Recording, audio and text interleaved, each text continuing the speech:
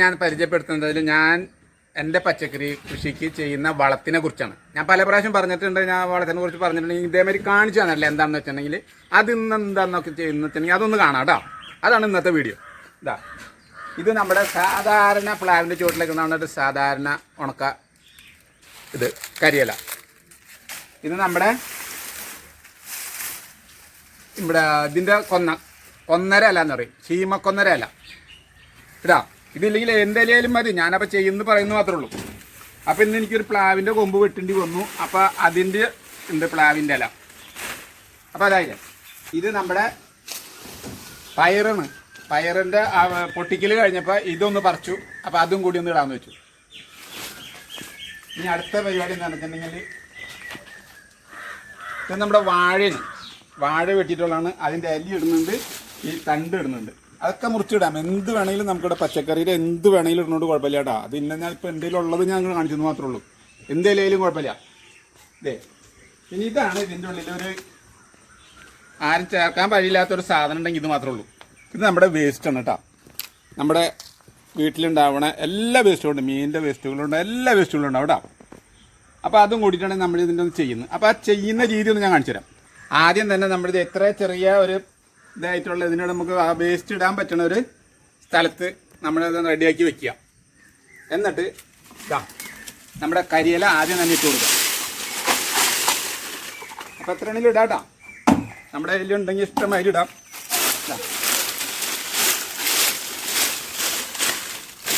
ഇട്ടു.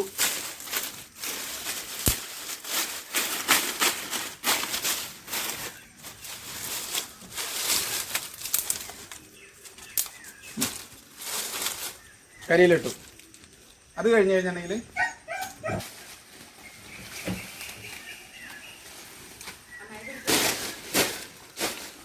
ഇത് കഴിഞ്ഞ് കഴിഞ്ഞാൽ നമ്മൾ ഈ വെട്ടിയതല്ലോ വാഴപ്പിണ്ടി അതിങ്ങനെ ഒരു ലെയർ മാതിരി കൊണ്ട് ഇട്ട് കൊടുക്കുക. ഇതേ മാതിരി കൊണ്ട് ഇട്ട് കൊടുക്കുക. അടിയിൽ കിടക്കുന്നത് മാത്രമേ ഉള്ളൂ.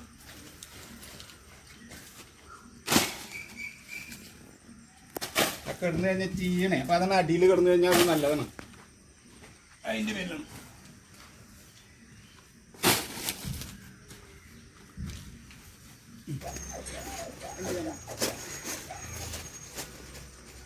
ഇത് നമ്മളിങ്ങനെ വെച്ചില്ലേ. നമ്മുടെ ഒരാഴ്ചയിലത്തെ വീട്ടിലെ വേസ്റ്റ് ഉണ്ട് കേട്ടോ. അതിൽ മീൻ നന്നാക്കിയതുണ്ട്, പച്ചക്കറി നന്നാക്കിയ വേസ്റ്റ് ഉണ്ട്, നമ്മൾ ഭക്ഷണം കഴിച്ചിട്ട് പാത്രം കഴിയുമ്പോൾ അതിൽ ചെറിയ ഇതുണ്ടെങ്കിൽ അതും ഉണ്ട്.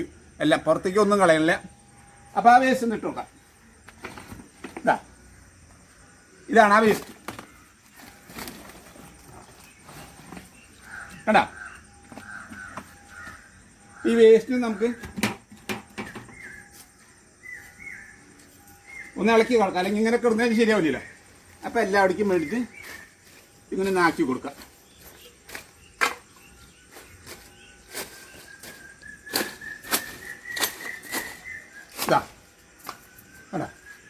വേസ്റ്റായി. അത് കഴിഞ്ഞിട്ട് ബാക്കിയുള്ള ഇലകൾ എടുത്തിടാം. അത് വാഴയുടെ തൂപ്പ്,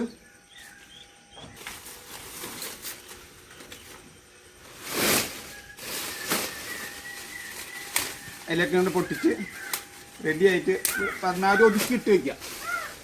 ഒതുക്കിയിട്ട് വെച്ച് കഴിഞ്ഞാൽ നമുക്ക് പെട്ടെന്ന് തന്നെ ഇതാവും.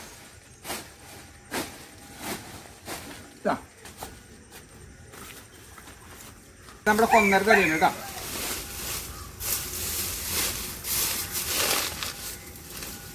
ഇത് കൊന്നര തല.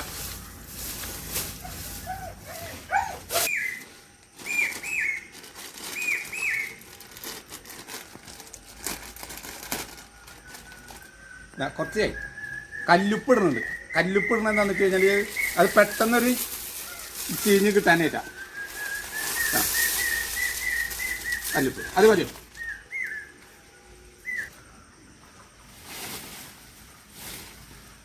നമുക്കുള്ള ഇലകളൊക്കെ കംപ്ലീറ്റ് വാരിയിടാം. എല്ലാ തൂപ്പുകളും റെഡിയാക്കി വെക്കാം കേട്ടോ. അപ്പോൾ നമ്മുടെ തൂപ്പിടൽ കഴിഞ്ഞിട്ടുണ്ട്. ഇനി ഇതിൻ്റെ മേലെ നമുക്ക് കുറച്ച് മണ്ണ് ഇടണം കേട്ടോ. പരിപാടികളൊക്കെ ഏതാണ്ട് ഒരു ഇതൊക്കെ കഴിഞ്ഞിട്ടുണ്ട്. പരിപാടി കഴിഞ്ഞു കേട്ടോ, മണ്ണിട്ട് കഴിഞ്ഞിട്ടുണ്ട്. ഇനി നമുക്ക് ഇതിന്റെ അടുത്ത സ്റ്റെപ്പും കൂടി ഞാൻ കാണിച്ചു തരാം. ഒന്ന് ഇതാക്കാം ഞാൻ ചെയ്യണത് കേട്ടോ. ഇത് കഴിഞ്ഞ് കഴിഞ്ഞാൽ നമ്മൾ പൈപ്പ് എടുത്ത് കാണിച്ച് ചെറുതായിട്ടൊന്ന് നനച്ചു കൊടുക്കാം. എപ്പോഴും നനഞ്ഞു കിടന്നോട്ടെ കേട്ടോ. എപ്പോഴും നനഞ്ഞു കിടക്കാൻ പറ്റുന്നെങ്കിൽ എപ്പോഴും ഇത്രയും നനഞ്ഞു കിടക്കുന്നത് നല്ലത്. കാരണം കണ്ടമാനം ഒഴിക്കരുത്, കുത്തി ഒഴിക്കരുത് കേട്ടോ. മണ്ണ് ഒലിച്ച് പോയിട്ട് ഇതിന്റെ വേസ്റ്റ് ഇങ്ങനെ കാണുന്ന വിധത്തിൽ ഒഴിക്കരുത്.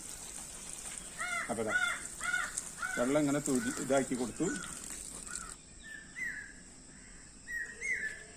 അപ്പൊ ഇങ്ങനെയാണ് നമ്മുടെ ഈ പച്ചക്കറികൾക്ക് നടുന്ന കൃഷിയുടെ വളം ഞാൻ ഉണ്ടാക്കുന്നത് കേട്ടോ. ഞാൻ അതിനല്ല ഓരോ വിധം കറികളൊക്കെ ഞാൻ അതിന് ഇടുന്നത്.